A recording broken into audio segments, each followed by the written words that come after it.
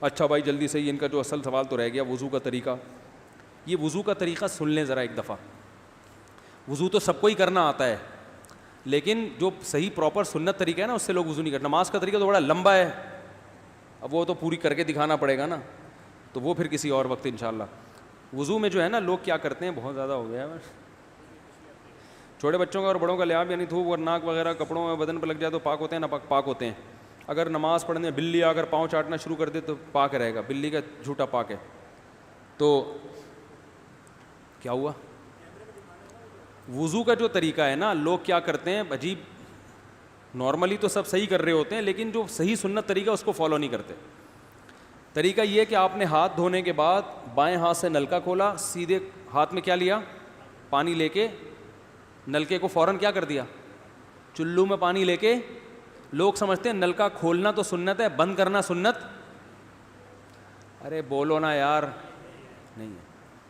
تو کلی تو سیدھے ہاتھ سے کرنی ہے نا, تو الٹے ہاتھ سے آپ کیا کر دیں گے, نلکا بند. کیونکہ نبی صلی اللہ علیہ وسلم جب لوٹے سے پانی نکالتے تھے تو چلو میں پانی لے کے لوٹے کو سیدھا کر دیتے تھے. یہ نہیں کرتے تھے کہ لوٹے سے لوٹا اسی کیفیت میں اور پانی بہتا چلا جا رہا ہے. تو آپ نے نلکے کو لیفٹ ہاتھ سے کھولا اور چلو میں پانی لیا اور فوراً نلکے کو کیا کر دیا, بہت زور سے بھی بند نہ کریں, اس کا واشر خراب ہو جاتا ہے, بس آرام سے بند کر دیا. کیونکہ وہمی ہوں گے نا, وہ یوں کر کے کرتے رہیں گے, نلکے توڑ دیتے ہیں کہ بھئی ایک قطرہ بھی ضائع ہو گیا تو قیامت کے دن کہیں جہنم میں نہ پھینک دیں ہمیں, اس لیے پورے کوئی نمی بھی نہ آئے, تو تھوڑا سا بند کر دیں, ایک آدھ قطرہ ٹپکنے سے کچھ نہیں ہوتا. یہ لیا آپ نے, منہ میں کلی کی, مسواک کی, مسواک نہیں ہے تو انگلی سے دانت صاف کیے, غرارہ بھی کیا اگر روزہ نہیں ہے, ٹھیک ہے. پھر نلکا کھولا, پھر بند کیا, پھر کلی, اس طرح.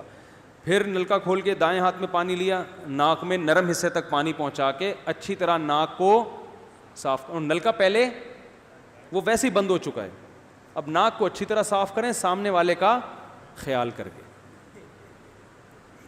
آئی بات سمجھ, سامنے تو یہ نہیں ہوتا, وہ ہوتا ہے سامنے, اس کا زیادہ خیال کرنا پڑتا ہے کیونکہ بس زیادہ تفصیل میں نہیں جاتا ہوں. تو چھوٹی انگلی سے اچھی طرح ناک کو صاف کیا, اس کی رطوبتیں نکالی, ٹھیک ہے. پھر نلکا کھولا, دوبارہ پانی لیا, پھر اسی طرح ناک میں بولو بھائی ڈالا, اور نلکا اسی وقت جب چلو میں پانی بھر گیا نلکا اسی وقت کیا کر دیا. اللہ نے دو ہاتھ اسی لیے دیے ہیں کہ اس سے نلکا بند کیا جائے اور اس سے کیا کیا جائے, کھولا جائے. تو پھر یوں کیا, پھر 3 دفعہ, 6 چلو پانی خرچ ہوا نا, چلو اس کو کہتے ہیں, 6 چلو پانی خرچ ہو گیا. پھر آپ نے کیا کیا, نلکا کھولا لیفٹ ہاتھ سے, جو اصل طریقہ ہے وہ تو یہ ہے, سیدھے ہاتھ میں پانی لے کے نلکا بند کیا اور سیدھے ہاتھ سے پانی پیشانی پہ ڈال کے دونوں ہاتھوں سے پھیلا لیا. 3 دفعہ اس طرح کیا. اس پہ عمل نہیں ہوتا تو پھر اتنا کر لو کہ دونوں ہاتھوں پہ کیا لے لو, نلکا کھول کے پانی لے کے پیشانی پہ ڈالو اور فوراً نلکا کیا کر دو, بند کر دو, اور پھر ہاتھوں سے اچھی طرح اس کو ملو. سمجھ میں نہیں آ رہی بات؟ تو یہ عمل کتنی دفعہ کیا, نلکا ہر دفعہ میں بند ہو رہا ہے.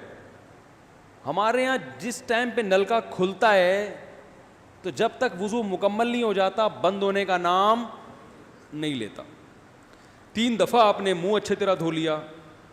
داڑھی ہے تو اس میں کیا کر لیا, بڑی داڑھی ہے, میری داڑھی ایسی, میں تو چلو سے پوری داڑھی دھو لیتا ہوں, چھوٹی سی داڑھی ہے, تو داڑھی میں خلال کر لیا آپ نے.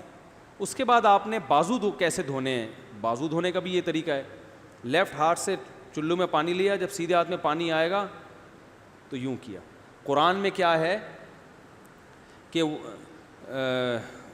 قمتم الی الصلاۃ فاغسلوا وجوہکم وایدیکم الی المرافق, اپنے ہاتھوں کو کوہنیوں تک دھو. بتا دھونے کا عمل ہاتھ سے شروع ہوگا, ختم کہاں ہوگا, پانی یوں نہیں بہانا, اس طرح بہانا ہے پانی, یہاں سے یوں جائے. اور اس میں فائدہ یہ ہوتا ہے کہ بالوں کا جو رخ ہے نا نیچے کی طرف ہوتا ہے, جب پانی اپوزٹ سائڈ میں جاتا ہے تو اسکن اچھی طرح گیلی ہو جاتی ہے. سمجھ رہے ہو؟ تو آپ نے یوں لیا اور ہاتھ سے اچھی طرح ملا اس کو.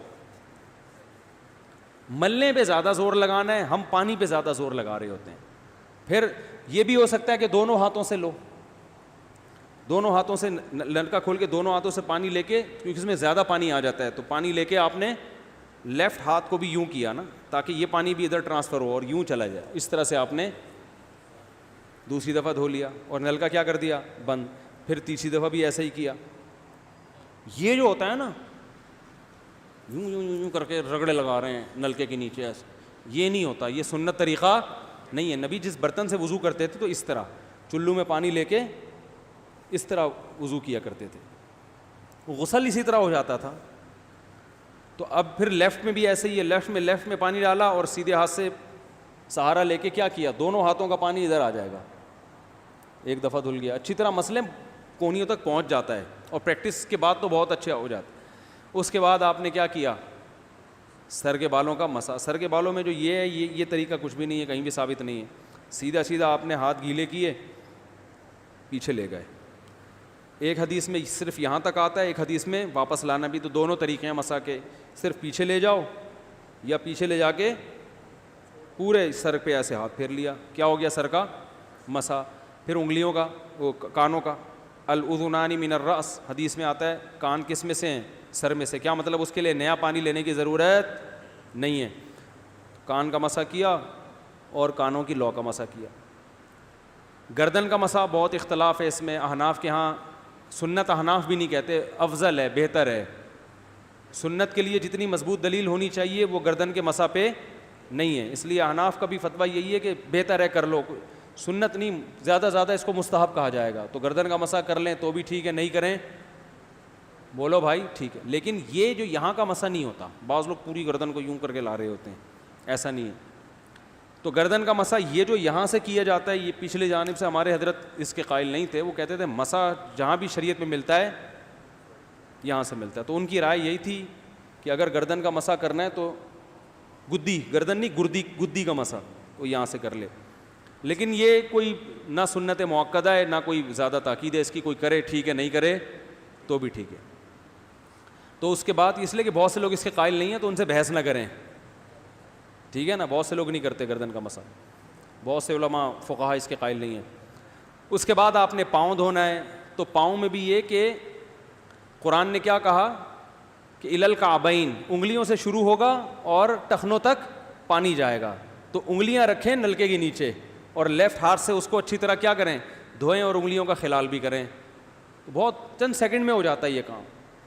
اور پھر نلکا بند کر دیں. پھر دوسرا پاؤں سیدھے ہاتھ سے نلکا کھولا, سیدھا ہاتھ نلکے پہ رکھیں اور الٹے ہاتھ سے پاؤں دھوتے رہیں, جیسے ہی دھل جائے. تو میرا خیال ہے ایک مگا پانی بمشکل استعمال ہوتا ہے, ایک مگا جو ہوتا ہے نا نہانے والا.